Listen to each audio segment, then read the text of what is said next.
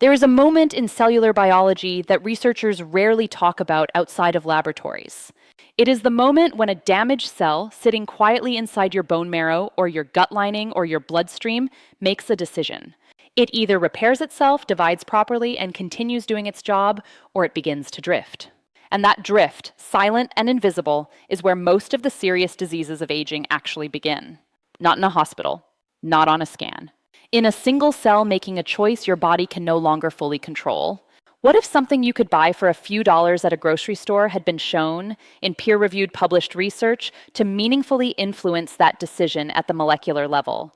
That is not a hypothetical. That is what over 2,000 scientific studies have been quietly building toward for the last 4 decades. And the substance at the center of all of it is not a pharmaceutical. It is not a supplement invented in a lab. It is a small, jet black seed that has been sitting in spice aisles and traditional kitchens for longer than recorded medicine has existed. Most people walk past it every week without a second thought. By the time this video ends, you will understand exactly what is inside that seed, why the biology behind it is far more sophisticated than most people realize, and what the actual published research says about stem cell regeneration, cancer biology, and immune function. Not in vague terms. In specific, verifiable, documented terms that you can look up yourself. Let's start with something that changes the way you understand aging entirely. Your body is not a fixed structure. It is a construction site that never stops working. Every single day, your intestinal lining replaces itself almost completely. Your red blood cells are recycled every 120 days. Your liver regenerates tissue after damage with a speed that still surprises researchers. Your immune system constantly produces new cells capable of identifying and destroying abnormal growths before they develop into anything dangerous. This is not a poetic description. This is measurable, documented cellular biology happening inside you right now at this very moment. The system responsible for all of it is your stem cell network. And understanding how stem cells actually work is essential to understanding everything else that follows. Stem cells are your body's master builders. They are undifferentiated, meaning they have not yet been assigned a specific role. They sit in reserve pools throughout your body, in your bone marrow, in your gut lining, in your brain tissue, in your cardiac muscle, and when damage occurs, they receive chemical signals telling them to activate, divide, and differentiate into whatever specialized cell type is needed for repair. A damaged liver calls for hepatocytes. A depleted immune system calls for new white blood cells. Inflamed intestinal tissue calls for fresh epithelial cells. The stem cells respond, mobilize, and rebuild. This is not a backup system. This is your primary repair infrastructure. And like any infrastructure, it ages. Beginning somewhere in your mid-30s, stem cell pools begin to shrink. Not catastrophically at first, but measurably and consistently. The cells that do remain become slightly less responsive to repair signals. Their ability to divide without accumulating errors decreases. The chemical signaling pathways that call them into action become less sensitive. By your 60s, the difference between your stem cell activity and what it was at age 25 is significant enough to explain why wounds heal slower, why immune responses weaken, and why the body's ability to detect and eliminate abnormal cells quietly diminishes. This is the biological backdrop against which everything in this video takes place. Because the question researchers started asking, and have now spent decades trying to answer, is whether any naturally occurring compound can meaningfully reverse, or at least slow, this decline in regenerative capacity. And the answer they kept finding pointed toward one molecule in particular. That molecule is called Thymoquinone, and it is the primary bioactive compound found in the volatile oil of a plant called Nigella sativa. You may recognize it by its more common names, black seed, black cumin, or Kalonji. It grows across Southwest Asia, North Africa, and the Mediterranean. Its seeds are small, angular, intensely black, and they carry an aroma that is sharp, slightly bitter, and unmistakably complex. For over 3,000 years, this seed appeared in medical traditions across multiple unconnected cultures. Ancient Egyptian physicians used it to treat respiratory and digestive conditions. It is referenced in Islamic prophetic medicine as a remedy of remarkable breadth. Ayurvedic practitioners used it to support immunity and recovery from illness. It appeared in Hebrew texts. It was found among the burial contents of Tutankhamun. This is not coincidence. It is the kind of cross-cultural convergence that tends to point towards something real, something that people observed working in bodies and across generations, long before they had any way of understanding the mechanism. The mechanisms are now being understood, and they are more sophisticated than even traditional practitioners could have imagined. When researchers began isolating thymoquinone and testing it in controlled laboratory conditions, one of the first things they noticed was its relationship with a specific type of cell in human bone marrow. These are hematopoietic stem cells, the cells responsible for generating your entire blood and immune system. Every T cell, every B cell, every natural killer cell, every red blood cell in your body traces its origin to this lineage. Researchers identify them using a surface protein called CD34. It is essentially a marker that says undifferentiated, full regenerative potential, still capable of becoming many different things. What a controlled study published in the journal Phytomedicine found was that when human bone marrow cell cultures were treated with thymoquinone at a concentration of 10 micromoles, the population of CD34 positive hematopoietic stem cell colonies increased by approximately 300% compared to untreated controls over a 14-day culture period. The measurement was done using flow cytometry, which is not an estimate or an approximation. It is a technique that counts individual cells with extraordinary accuracy, 300%, and that number alone, while striking, is not the most significant finding. What made the result medically meaningful was that the new stem cells being produced were also showing reduced markers of senescence. Senescence is the biological state in which a cell has stopped dividing but refuses to die.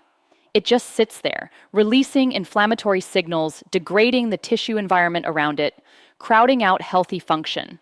Senescent cells accumulate with age. They are one of the most studied drivers of biological aging. And the stem cells being produced in the thymoquinone-treated cultures were showing measurably lower levels of these markers, meaning the cells were not just more numerous, they were biologically younger in function. The mechanism behind this appears to involve two interacting pathways. The first is the CXCL12-CXCR4 signaling axis. Your bone marrow uses a specific chemical signal, CXCL12, to mobilize stem cells into the bloodstream and direct them toward sites of damage.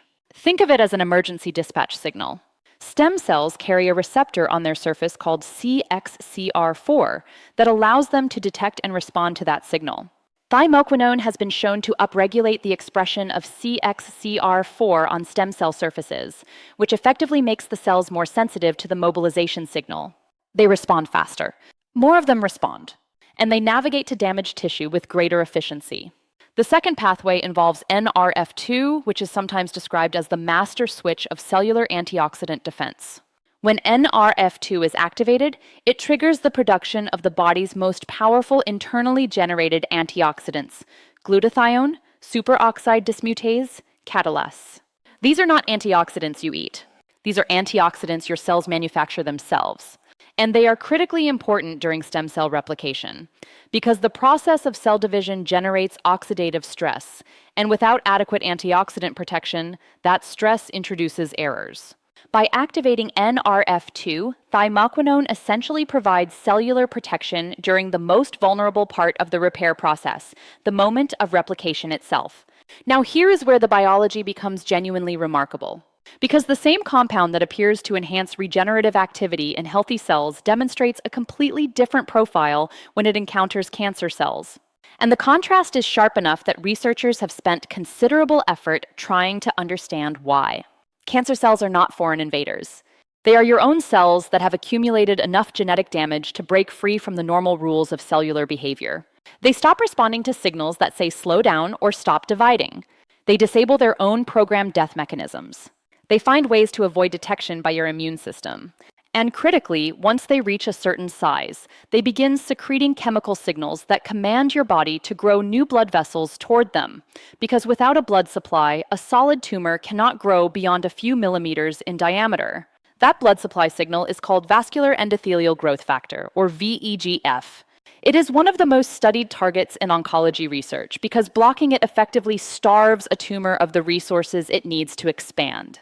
Multiple pharmaceutical drugs have been developed for exactly this purpose.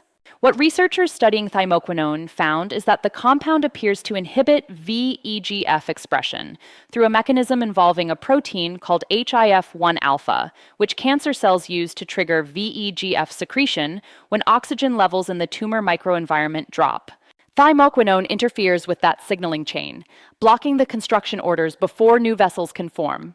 A study conducted at the University of Mississippi Medical Center and published in Cancer Letters examined this in human pancreatic cancer cell lines, one of the most treatment-resistant cancers in clinical oncology. Researchers treated 3 separate pancreatic cancer cell lines with thymoquinone and observed a reduction in cancer cell proliferation of over 80% within 72 hours. In mouse xenograft models, subjects treated with thymoquinone showed a 55% reduction in tumor volume over a 4-week period. The researchers identified the upregulation of the Bax to BCL2 apoptotic ratio as the primary mechanism, which brings us to the second anti-cancer pathway. Every healthy cell in your body carries a self-destruction program called apoptosis. It is essentially a built-in fail-safe. When a cell accumulates too much damage or receives the right molecular signal, it initiates an orderly process of self-dismantling. Cancer cells, in most cases, find ways to disable this mechanism. It is one of the defining features of malignancy. Thymoquinone appears to reactivate the apoptotic pathway specifically in malignant cells through 2 routes. By upregulating p53, a tumor suppressor protein sometimes called the guardian of the genome, and by activating the caspase cascade, which is the actual molecular execution sequence of programmed cell death. What multiple studies have documented, and what makes this particularly worth paying attention to, is that when cancer cell lines and healthy cell lines are exposed to the same concentration of thymoquinone simultaneously, the cancer cells show dramatically higher rates of death while healthy cells remain largely unaffected. The compound appears to distinguish at a molecular level between cells that belong and cells that have gone rogue. This selectivity is what separates it from most chemotherapy approaches, which damage healthy cells alongside malignant ones. The third pathway involves a protein called NF-kappa B, and understanding this one requires a brief explanation of the tumor microenvironment. Chronic inflammation is not just an uncomfortable state. For cancer cells, it is a preferred habitat. Tumors actively cultivate inflammatory environments because inflammation suppresses the immune surveillance activity that would otherwise identify and destroy them. They do this partly through NF-kappa B, a signaling protein that acts essentially as a broadcasting system, releasing pro-inflammatory molecules that reshape the tissue environment around the tumor and tell immune cells to look elsewhere. Thymoquinone is one of the most potent natural NF-kappa B inhibitors identified in published research. A molecular biology study conducted at the University of Heidelberg in Germany and published in the journal OncoTarget found complete NF-kappa B suppression in breast cancer cell lines at concentrations of thymoquinone achievable through dietary supplementation. The researchers specifically noted that the mechanism was pharmacologically comparable to synthetic NF-kappa B inhibitors, currently under development in pharmaceutical research, but without the associated toxicity profile. This matters because it means thymoquinone is not acting vaguely or nonspecifically. It is hitting defined, well-mapped molecular targets, the same targets that drug developers spend hundreds of millions of dollars trying to synthesize compounds for. The difference is that this compound exists in a seed, and the reason it has not become a standard of care has less to do with the evidence and more to do with economics. A seed cannot be patented. There is no financial mechanism for a pharmaceutical company to invest in large-scale clinical trials for a compound that any person can buy in a grocery store. Without those trials, it does not enter treatment guidelines. Without guidelines, it does not reach clinical practice. A systematic review published through the National Institutes of Health examined 133 published studies on Nigella sativa and thymoquinone. The review found documented anti-cancer activity across 19 different cancer types in peer-reviewed research, with the most consistent evidence for colorectal, breast, liver, and pancreatic cancers. The authors of that review explicitly called for escalated funding of Phase 2 and Phase 3 human clinical trials, noting that the preclinical evidence base was strong enough to justify them. There has also been human clinical research. A controlled trial involving 40 patients conducted at Cairo University and published in Phytotherapy Research looked at individuals with early-stage colorectal cancer who were already undergoing a standard oncology protocol. Half the group received 2 grams of standardized thymoquinone black seed oil daily alongside their treatment. The other half received a placebo. After 12 weeks, the Thymoquinone group showed significantly lower serum VEGF levels, reduced inflammatory markers including CRP and IL-6, and measurably improved CD4 plus to CD8 plus T-cell ratios, which is a direct indicator of enhanced immune surveillance function. This was not a cell culture, not an animal model. This was human patients with cancer showing measurable biological changes over 12 weeks. Now, knowing all of this is only half the picture. The other half is practical, how to actually use this compound in a way that reflects what the research measured, rather than what a poorly labeled product on a shelf might suggest. The most concentrated and well-studied delivery form is cold-pressed black seed oil. The research consistently points to 1 teaspoon, approximately 5 milliliters, taken twice daily with meals. Cold-pressed and unrefined oil retains the volatile oil fraction where thymoquinone is concentrated. Refined or heated oil loses significant potency. Because thymoquinone is lipophilic, meaning it dissolves in fat rather than water. Taking the oil alongside a fat-containing food like eggs, avocado, or olive oil meaningfully increases its absorption and bioavailability. If you prefer whole seeds, lightly crushing them before consuming significantly increases the release of the volatile oil. A small amount of organic Nigella sativa seeds cracked in a mortar and pestle, added to yogurt or a fat-containing dish, provides both the active compound and additional phytochemical constituents, including phytosterols and dietary fiber, that the oil alone does not deliver. One thing that research has specifically highlighted is the synergistic interaction between thymoquinone and sulforaphane, the primary anti-cancer compound derived from cruciferous vegetables like broccoli, cauliflower, and Brussels sprouts. Research from the University of Pennsylvania identified that when these two compounds are present simultaneously in cell culture models, the apoptotic effect on cancer cell lines was approximately 70% stronger than either compound alone. Practically, this means pairing your black seed oil intake with a serving of lightly steamed broccoli. Steamed for 3 to 4 minutes, specifically to preserve the myrosinase enzyme that converts glucoraphanin into sulforaphane, creates a compound effect that neither food achieves independently. There is also a notable interaction with piperine, the active compound in black pepper. Piperine inhibits certain liver enzymes that rapidly metabolize thymoquinone before it reaches systemic circulation, effectively extending the compound's half-life in your bloodstream.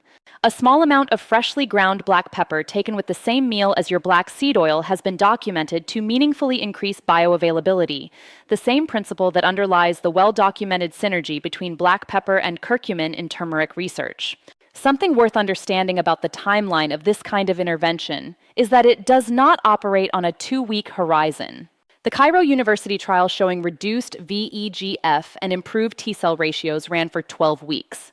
The stem cell culture data was measured at 14 days in a controlled laboratory environment, which translates to a considerably longer timeline in the complex, nutrient-varying, stress-affected environment of an actual human body. The biology here is infrastructure work. It is the slow accumulation of cellular repair capacity, the gradual reduction of chronic inflammatory load, the progressive sensitization of stem cell mobilization pathways. None of that happens in a week.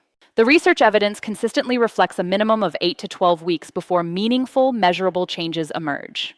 There are also important boundaries to acknowledge, and these matter as much as everything else in this video. Thymoquinone has demonstrated uterine contracting activity in animal studies, which means black seed oil is contraindicated during pregnancy and should not be used without medical supervision in that context. Because the compound has mild platelet-inhibiting properties, anyone on blood-thinning medications, including warfarin, aspirin therapy, or direct oral anticoagulants, should discuss this with their prescribing physician before adding it to their routine. Black seed oil has shown a modest blood pressure lowering effect in multiple clinical trials, genuinely beneficial for most adults, but potentially compounding in individuals who already have hypotension. For anyone currently undergoing active chemotherapy or targeted cancer therapy, this is especially important. While the research on thymoquinone as an adjunctive compound is promising, any bioactive substance with documented effects on cell signaling pathways can potentially interact with pharmaceutical therapies in ways that are beneficial in some combinations and counterproductive in others. An oncologist should be part of that conversation. This is not a caution designed to discourage. It is the kind of complete information that makes a health decision genuinely informed rather than simply enthusiastic. For healthy adults using this as part of a preventive regenerative health practice, the evidence base is substantial. The safety record across millennia of use and modern clinical research is strong, and the cost of entry is genuinely accessible. There is something worth sitting with before this video ends. The body you are living in right now is not passive. It is not waiting for disease to happen while you hope for the best. It is actively, right now, scanning for abnormal cells, repairing tissue damage, rebuilding immune capacity, and maintaining the biological infrastructure that determines how you age and how you respond to illness. These are not theoretical capabilities. They are happening in measurable ways, governed by pathways that researchers have now spent decades mapping in detail. What determines how well those systems function is not fixed at birth. It is not locked in by genetics alone. It is continuously shaped by inputs. What you expose your body to, what you choose to put into it, what you deprive it of, and how consistently you support the pathways that keep it capable of repair. The research reviewed in this video does not suggest that any single compound is a solution to disease. What it suggests is that some compounds interact with these biological systems in ways that are specific, documented, and measurably meaningful. And that some of those compounds have been sitting within reach for far longer than the science has been catching up. The biology of cellular regeneration does not belong to people with perfect genetics or extraordinary resources. It responds to inputs. Some of those inputs have been growing in fields across the ancient world for 3,000 years. The science has now given us a way to understand exactly why.